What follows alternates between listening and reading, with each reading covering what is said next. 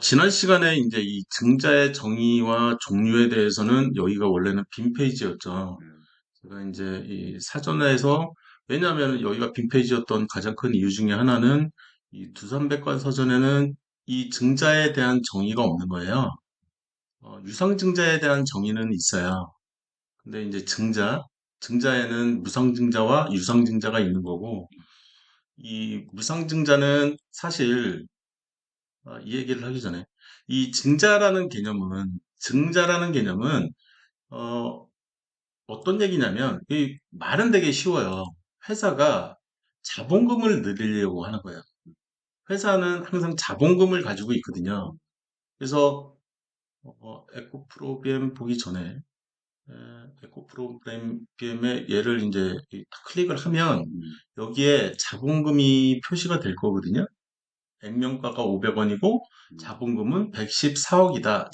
이 부분인 거예요. 음, 그래서 이 자본금 114억인데 지금의 시가총액은 9조 8천억이 되는 거예요. 음, 차이가 굉장히 많죠. 음, 이 에코프로비엠 얘기를 하다가 이제 증자 얘기가 나왔고, 이 증자 얘기가 나온 이유는 이쪽 공시가 유무상 증자에 대해서 유상증자와 무상증자를 다 하기 때문에 이제 이런 얘기가 시작이 된 거죠, 지금. 그래서 이 증자에 대해서 알려면 증자라고 하면 이 자본금을 늘리려고 하는데 이 증자의 유형에는 이제 신주 발행이 실질적인 자산의 증가로 연결이 되는 거죠. 그래서 내가 신주를 발행을 할 때 이 자본금도 같이 늘어나는 게 있는 거야. 그게 뭐냐? 그게 바로 유상증자라는 거죠. 근데 이 자산 증가, PBR에는 영향이 없는 거죠.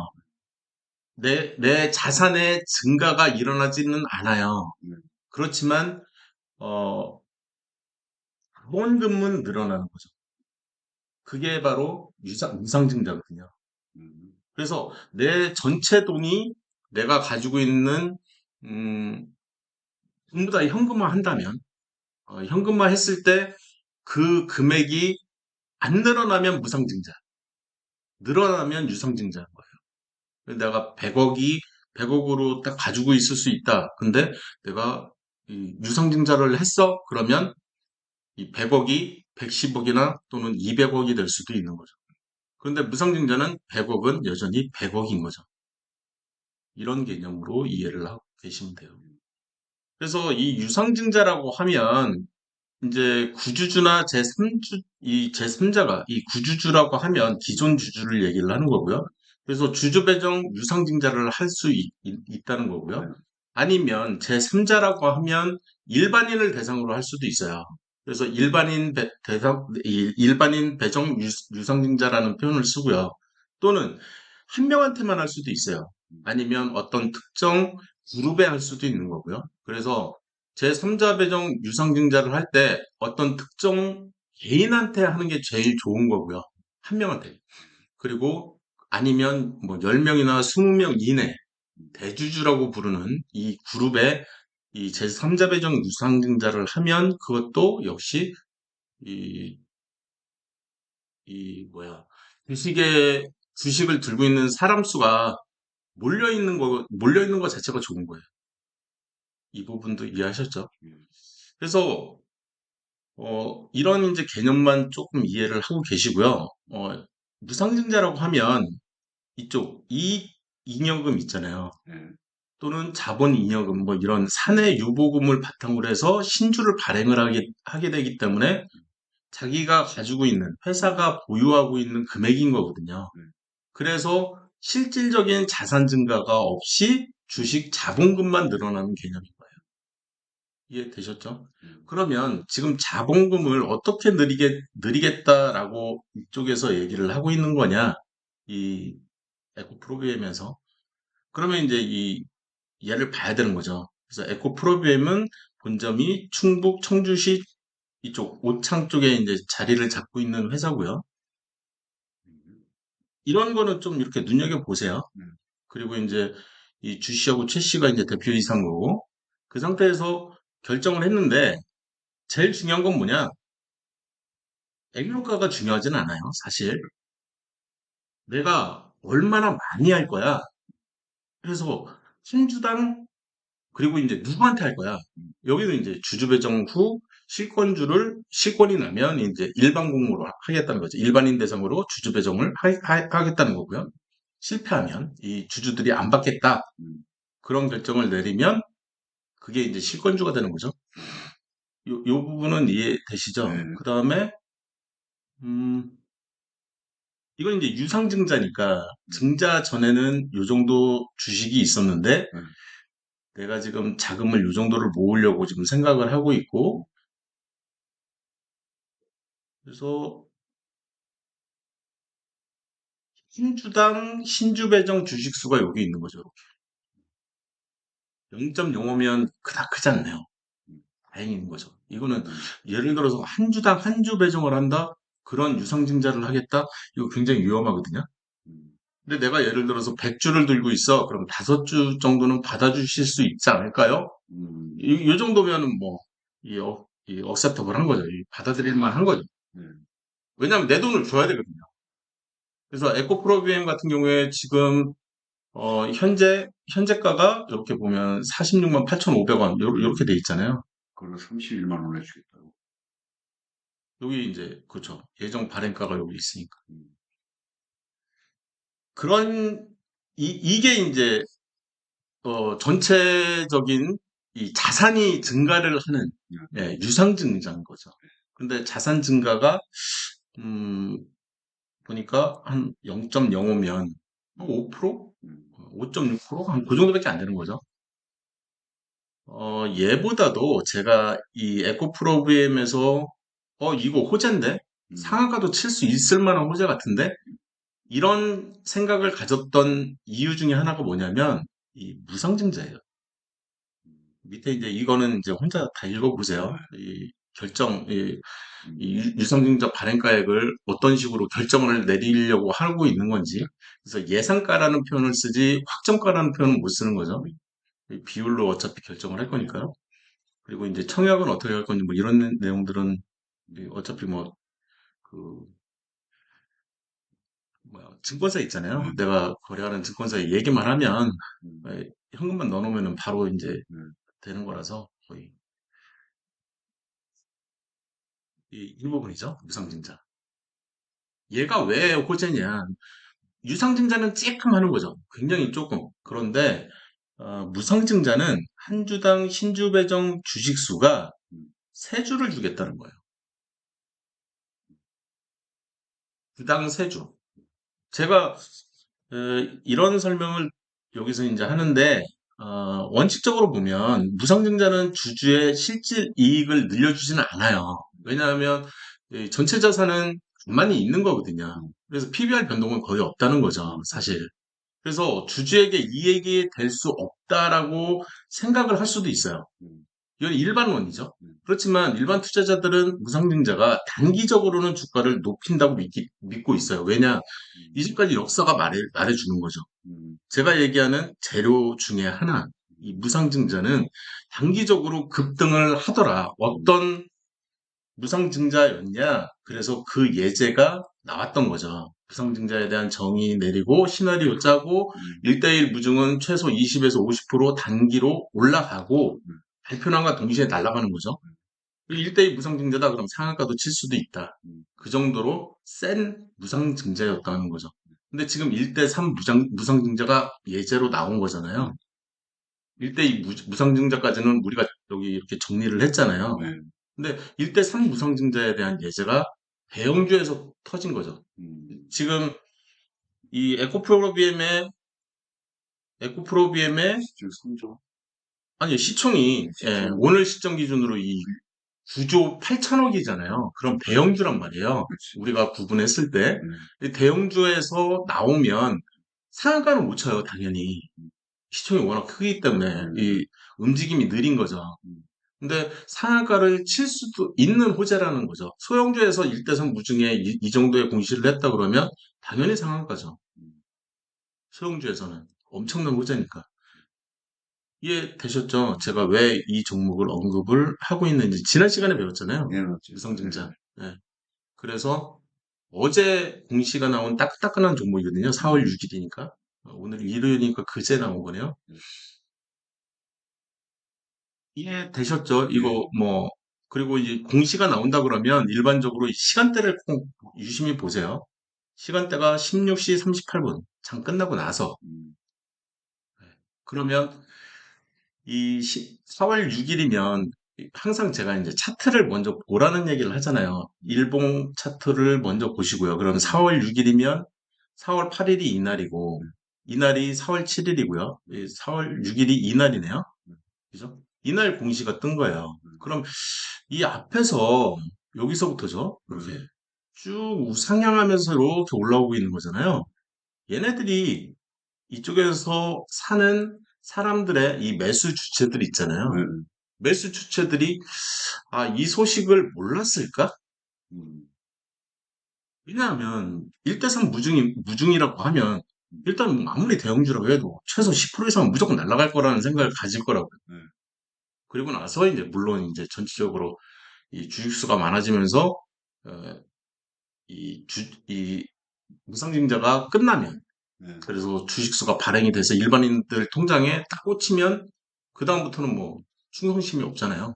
에코 음, 프로그램에 대한 충성심이 없기 때문에 음, 다시 한 단기 내로는 폭락을 하죠, 일반적으로. 음, 그리고 한 3개월 정도는 대세 하락할 가능성이 있는 음, 이게 바로 이제 왜냐하면 주식수가 너무 많이 풀려버리니까 음, 매집 자체도 안 돼 있는 상황인 거고 그렇게 돼버리면 그래서 주주 배정을 한다 그러면 주식수가 일반인들한테 확 풀린다라고 생각을 하시면 되기 때문에 일반적으로 끝나고 나면 하락을 한다. 지금 성님이 들고 있는 아니 형님이 들고 있는 주식 중에 또 있지 않나요? 뭐가 하나가 있었던 것 같은데 제 기억에 아니 그러니까 주주 배정 1대1 무중했던 거 기억나시죠? 음, 예제가 있었던 것 같은데 음, 쿠폰이 그랬던가요? 쿠폰이 무상증자를 했던가? 그런 것 같아요. 쿠폰이 여기 했잖아요. 그걸 아니에요. 이 무상증자가 여기 있잖아요. 이 네, 무상증자를 하면 이 배당락에서 일반인들한테 이제 여기에 날짜가 나온다고요. 네, 이 일반인들 통장에 딱 꽂히는 게 네, 그렇게 되면 네, 여기 이제 추가 상장을 하겠다. 네, 그래서 무상증자 이쪽 앞에서도 한번 네, 했었는데 네.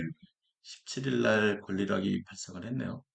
어쨌든 추가 상장을 했는데 권리라면 뭐예요? 요 전에 한 거고 무상증자 결정을 하잖아요. 네, 그거 좀 이따 네, 설명드릴게요. 이 오늘은 증자에 대한 얘기 지금 이제 하고 있는 거니까 계속.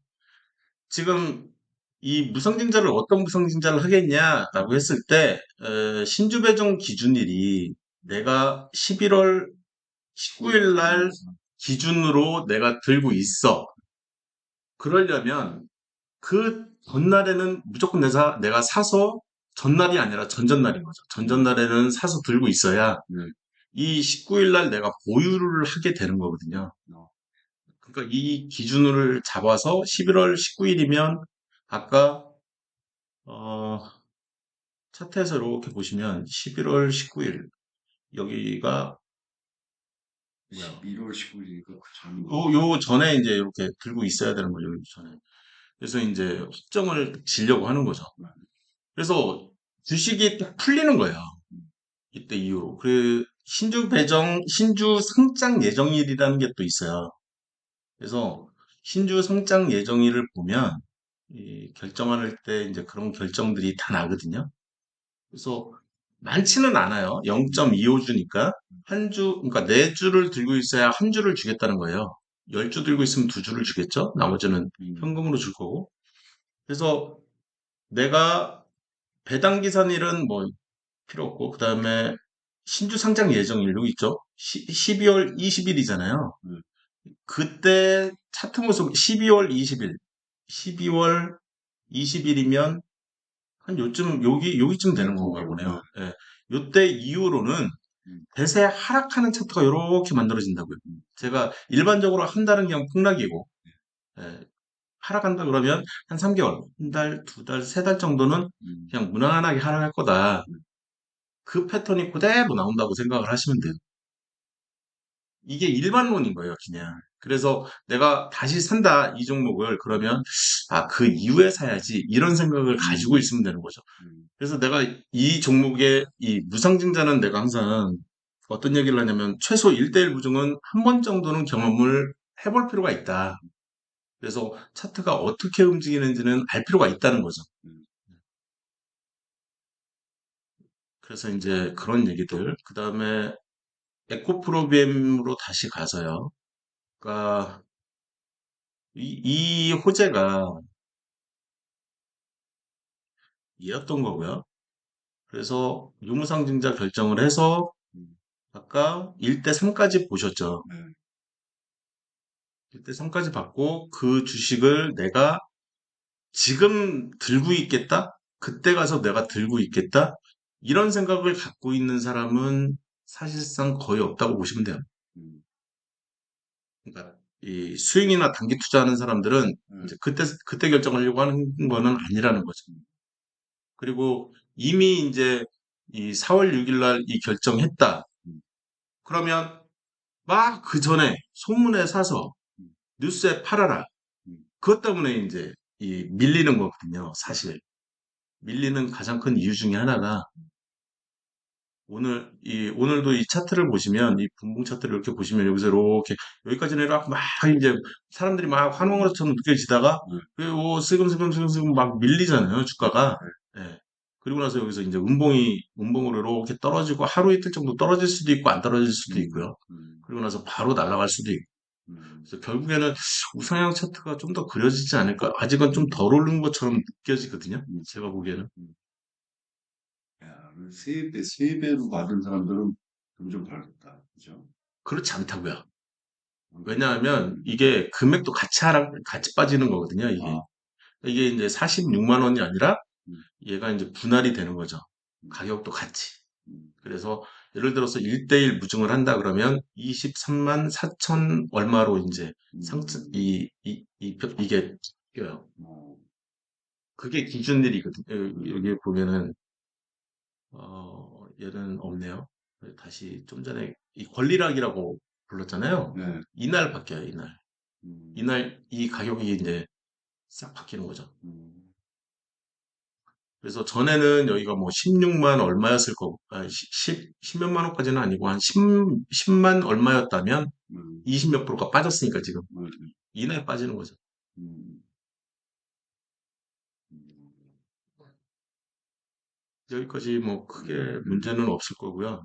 음, 그래서 지난 시간에 배웠는데 마침 이제 네, 굉장히 유명한 회사 중에 하나가 음, 1대3 무증을 유상증자와 함께 했기 때문에 음, 이거 굉장히, 이거 잽싸게 빨리 한 번 더 이렇게 리마인드를 네, 해드리는 게 낫겠다라는 네, 생각에, 네, 그때 이제 이 상자배정 유상증자 정의와 시나리오, 그 다음에 유상증자가 예를 들어서 소형 회사에 굉장히 돈 많은 사람이 절반 이상 시총 기준으로, 네, 시가총액이 기준이에요. 네, 투자를 한다면, 음, 예, 5배 이상 뛴다.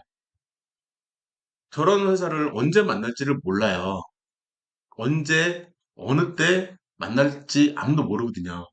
그래서, 예를 들어서 이제 A루트 같은 경우에 잠깐 얘기를 하면, 지금은 이제 기관 외국인이 다 없어졌겠지만, 이게 이제 옛날 얘기니까 이쪽 얘기거든요. 네, 이쪽에서 이렇게 날아간 거예요. 음, 근데 발표가 요날 난 거거든요, 사실. 음, 이날 잠깐 끝나고 난 거죠. 음, 그러고 나서 다음날 점상이라고요. 네, 사고 싶어도 못 사는 거죠. 네, 근데 점상이 풀렸죠. 음, 네, 이때 사면 안 돼? 이런 생각을 가질 수가 있다라는 거예요. 네, 물론 이제 상한가 매매법에서 배우긴 하지만 이게 이제 상한가가 이렇게 나올 때 네, 상한가의 시가 위에서 지금 존재하는 봉이거든요, 이 봉이. 네, 그러면 사도 되거든요. 음, 기준점을 딱 잡아놓고 음, 물타기 하면 되니까. 음, 네. 물타기는 절반 이상 치고 올라오는 양봉에서 사라고 하잖아요, 제가. 네, 네, 이해되셨죠? 예, 그리고 나서 이제 팔아버리면 이게 스윙인 거죠. 네, 이해되셨죠? 네, 그래서 이렇게 스윙 포인트가 무조건 나올 수밖에 없는 거예요. 음, 이 이런 대형 호재는.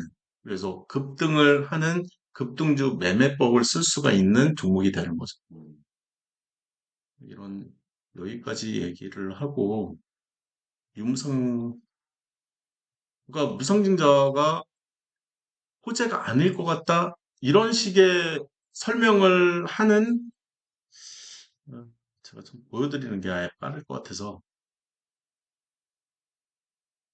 증자에 대한 이제 정의를 찾았었는데, 음, 이게 시사 경제 용어 사전이잖아요. 음, 다른 이제 매일경제나 음, 매일경제에서 이제 증자를 이렇게 설명을 했잖아요. 음, 어, 무상증자는 어쩌고 저쩌고를 하는데 음, 무상증자는 여기 이렇게 이제 설명을 한 거죠. 원칙적으로 보면 무상증자는 주주의 실질 이익을 늘려주지는 않기 때문에 음, 주주에게 이익이 될 수는 없다. 음, 그러나 일반 투자자들은 이렇게 생각을 하는 거죠. 단기적으로는 음, 주가를 높이고 그리고 중간분석가들은 어떻게 생각하냐? 단기는 호재지만 이거 음, 단기는 아니고요. 음, 분기 정도 되는 거죠. 음, 중기 악재, 음, 3개월짜리. 음, 일반적으로 자본금이 늘어나는 회사들은 대세 상승을 할 가능성이 열려요. 음, 왜냐하면 이 자본금으로 편입했다는 얘기는 이 대표이사가 결정을 해서 그 돈을 어, 이렇게 정책적으로 쓸 수가 있는 거거든요. 그래서 그 돈 가지고 어떤 일을 할래? 라고 했을 때 일반적으로 제일 가장 큰 호재는 그건 거죠. 장기적으로 국제가 아니라 호재가 되려면 시설 투자가 제일 좋죠. 음, 시설 투자를 한다는 얘기는 누군가 이미 매수자가 있다. 이거 음, 확정이다. 무조건 잘 팔릴 수밖에 없다. 음, 이 정도의 자신감이 있지 않으면 예, 그런 짓을 안 하거든요. 시설 투자는 굉장히 조심을 해서 해야 되거든요. 잘못하면 회사 말아먹기 때문에 그잖아요. 예, 고정 운영하는 비용이 증가를 할 수밖에 없는 거예요. 네, 무조건 증가를 하는 거예요. 네, 공장 하나를 더 내게 되면. 근데 안 팔려. 이 진짜 엿되는 상황인 거죠. 그래서 무조건 살 사람이 있다라는 자신감이 있기 때문에 시설 투자를 하는 거고 시설 투자를 하면 장기 호재가 될 수밖에 없는 거예요. 이해되셨죠? 네, 이 부분. 네, 그래서 약간 설명이 좀 미흡한 거죠. 음, 이 사전에서는. 음, 자, 이렇게 해서 증자에 대한 정의와 종류, 그 다음에 음, 이 각각이 어떤 현상이 벌어지는지, 자본금은 무조건 다 늘어나는 거죠.